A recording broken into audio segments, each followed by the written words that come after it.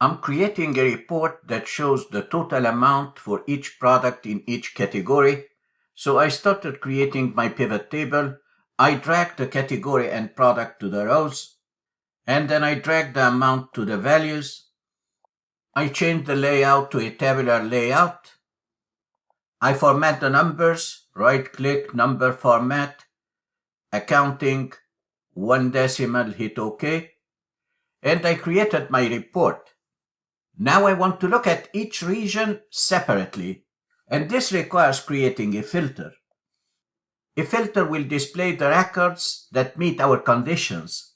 I drag the region to the filter, and in cells A1, B1, I got my filter.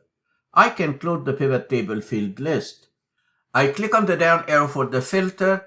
I select East and then hit OK. Now I can see the report narrowed down to the values corresponding to the East region. I can select multiple regions if I wish by checking this box, select multiple items, and I can select East and North. When I hit OK, now I can see the numbers corresponding to the selected regions.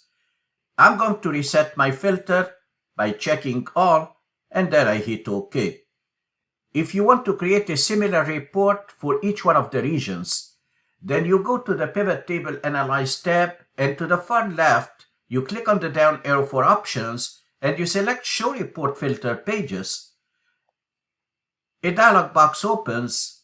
Keep an eye on the Sheet tabs, because when I hit OK, all the magic will happen. I have a report for the East, a report for the North, South, and West. Same exact report, but customized for each region, the Show Report Filter Pages. In the next module, we talk about the graphic filter, slicers.